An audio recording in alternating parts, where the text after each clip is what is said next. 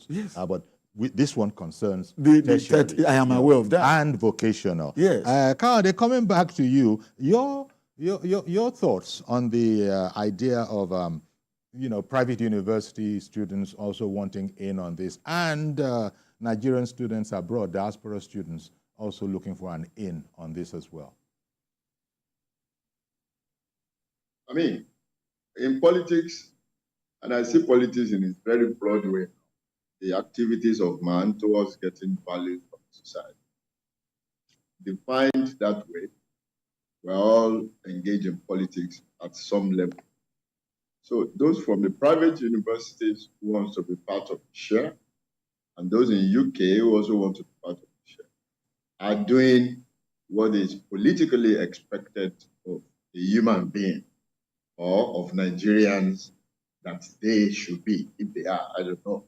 So they have the right to agitate, but government has made it clear that the loan is for the poorest of the poorest in the society. Just to borrow doctors' phrase, the poorest of the, not just the poor, the poorest of the poor. As I reflect, the example was given of a friend whose salary is 80,000 naira. And when you do 80,000 naira, 12, it is more than 500,000, isn't it? Yes. Isn't it? I struggle seriously to see anyone in Nigerian formal employment setting today, especially the public sector, whose total package in a year is below 500. I've raised this before.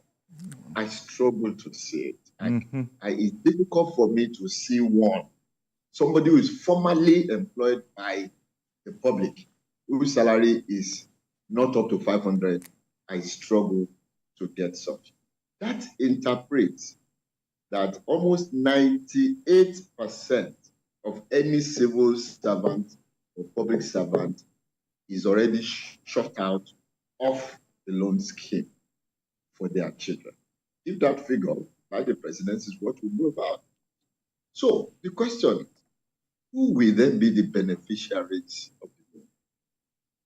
Are these people restricted to privately owned organizations like private schools who still pay 12,000, 13,000, or the artisans, that's the parents now of the children, yes, who put together, the income may not be up to 500. How do you even measure the incomes of these people who are likely to be artisans on the street? How documented are they?